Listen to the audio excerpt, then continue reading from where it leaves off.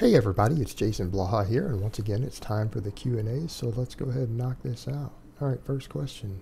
Jason, please answer my question. I've posted on the Q&As for like a month, LOL. Help me out, coach.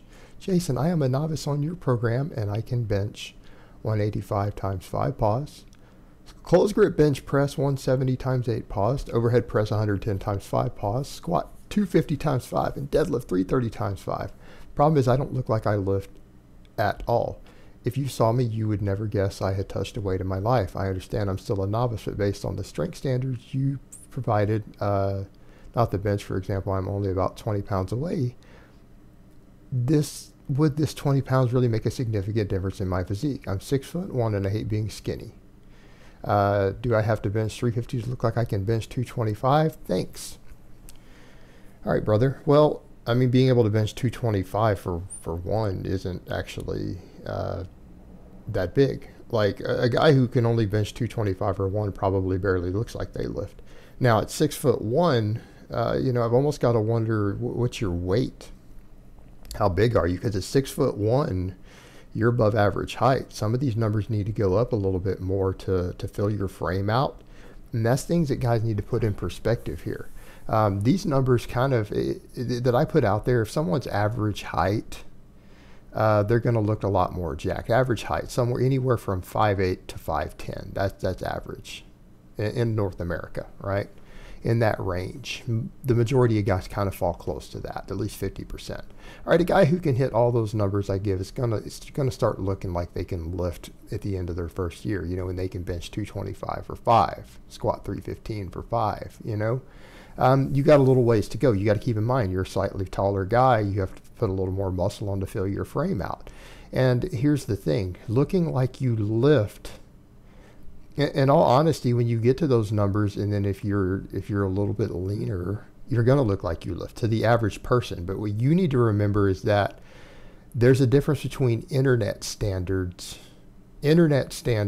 of do you even lift, bro, versus what the average person walking down the street sees you and can tell that you're in shape and work out.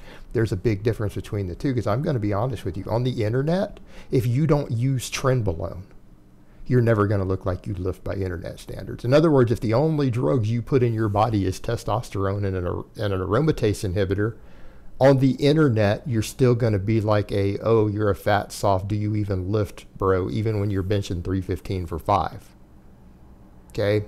So on the internet, as a natural lifter, you will never probably look like you lift unless you're a genetic freak. And it sounds to me like if this is where you're at with your numbers, you're not a genetic freak. So my question to you is, are you trying to reach internet standards, or are you trying to have the average person walking down the street think you're in shape and look like you can lift? Okay, there's a big difference between the two. And it sounds like you're kind of stuck in the former and not looking at the latter. No, I think when you get a little further into the program and then you cut down to, you know, 14, 15% body fat, maybe even 12, 13%, to the average person, you're going to look like you lift. They're going to be like, that guy's pretty jacked. Okay, so you need to look at it from that perspective. All right, next question. Hi Jason, I'm about to get 6 weeks off between college graduation and my new job, and I have a home gym. I guess because of unlimited free time, I would do better doing very high volume with submaximal weight and perfect technique. Is there any point in grinding if I can just do more quality sets to do the same number of reps at 85% plus? In general, is it better to do more sets to get a given amount of reps at 85% plus? In an ideal situation, do we only want to grind when we are peaking for a meet or getting used to an all-out effort? Thanks. I would say grinding is permissible on your very last rep of your last set. So let's say you're going to do high volume triples with, you know, something in the range of 85%. Now you're talking about 85% plus. I don't know what rep work you think you're going to do at 85% plus. Again, you start talking about 90%, you're going to struggle to hit a double. If it's true 90%, 2 reps is relatively challenging. 3 is going to be an all-out grinder. So unless you're talking about doing a bunch of singles, those aren't necessarily quality sets, you're just doing singles.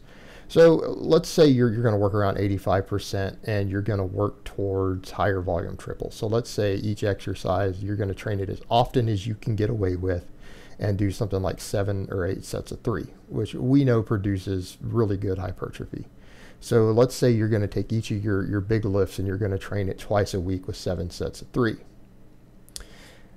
Maybe at 85%, you're going to grind a little bit on the last set, right? That's probably going to be ideal. Now, if you're going to train, say, 5 big lifts or whatever, and you're going to do 7 by 3 twice a week on each one, it's a good thing you're not going to be working. I think that 6 weeks, you're going to be pretty close to overreaching doing that. If let's say you're working with 85% and you micro load your way up to get the most you can. I think that would work just fine for what you're doing. And that 6 weeks is going to be just about right, because you may need to deload at the end of that 6 weeks. And then you'll start your job and you will have gone into that with a real solid work capacity and strength. And then you can ease back into a more conventional form of training for people who have a life. But yeah, I think you could totally get away with that, doing two sessions per week doing that. And you're sub-maximal till you get to maybe the very last set, and then grind a little bit on the last one. But barring that, no, you shouldn't be grinding on anything short of your very last rep on any given exercise in a training session. That's just the reality of it. Even with max effort training, you don't grind till you hit that true all-out max, even on like the West Side type system. So no, you shouldn't be grinding until you get to the very end. You're done with that lift, and even then, you don't always have to. Depends on where you're at with your training and your programming. All right, next question. Coath. You said in a video earlier this month that metabolic damage doesn't last more than a few weeks after cutting. Do you recommend reverse dieting over this period? Reverse dieting is a scam. All right, reverse dieting is a scam, and even coaches who have a real science base who aren't trying to scam you will tell you that they never reverse diet people longer than 2 to 3 weeks, even their paid clients. These people who are doing these long ones, and I'm not going to name names, know it's bullshit. They're hustling you, they're scamming you, even if they happen to have a PhD.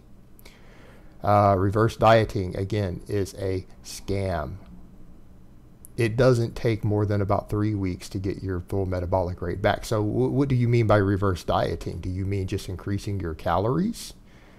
Yes, like I wouldn't go back to full-blown maintenance calories the next day after you finish cutting, right? I wouldn't do it then. Maybe spend 2 weeks ramping it up. Like, let's say your old maintenance had been 3,500 and you've been cutting on 2,500. Maybe go to 3,000 the first week. And then the second week, go to 3,500. Now, will you gain a hair of fat? Probably. You might gain a little fat. You're going to gain more water weight than fat. And that's the reason this hustle works so well on bodybuilding types, because they're so obsessed with their leanness that they have a freak out moment when they regain any water weight. They don't realize that, 10 pounds of what they've lost is water. And when they regain that 10 pounds of water, they freak out because they have mental issues. Most people in the physique world are psychologically damaged. And I'm not saying that as an insult. Believe me, guys, I have my own set of emotional scars from my own life experiences. But let's just be realistic here. I'm sorry, 90% of people involved in serious physique competition have some sort of psychological trauma or damage or abnormal psychology going on. That's the norm. That's extremely normal in that world. That is the norm. The well-adjusted person is the exception. Yeah, so a lot of them have body image issues. They freak out. That's why this works so well for them. So yeah, you're going to regain some water weight. And you know what? You are going to gain a pound or two of fat over the first month coming off of your diet. So what? That's just part of it. At least your metabolism will be back up to normal inside of 2 to 3 weeks, which is what the research has found happens. So yeah, just 500 calories week 1, 500 calories week 2, bam, you're back. Good to go. That's all the reverse dieting you need. All right, next question. Is it okay to replace barbell rows with weighted chin-ups on your 5x5 novice program? No, absolutely not. The only confusion there is because some of the write-ups that have been done, and yes, I got paid for all those write-ups. And so it's kind of funny, just as a side note, a lot of my trolls have tried to contact these websites to say, take his workout down, he's a terrible person. They paid me to put that workout up. Multiple websites cut me a check to put that up. They paid for the right to do that. They're not going to take it down because they've already paid for the right to do it. So people get silly with that shit. But the point is, some of them took the chin-ups out. The chin-ups are part of the program already.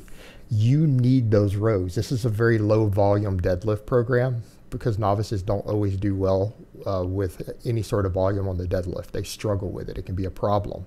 You're building your deadlift using those rows and squats. So without that, those rows in there, your deadlift and everything else is going to suffer. You need it for the additional posterior chain work and everything else. It's essential. So no, they cannot be replaced. You need those to build your base. All right, guys, but that's really all I have to say on that today. I hope it's been informative, and I will talk to you guys next time in part 2.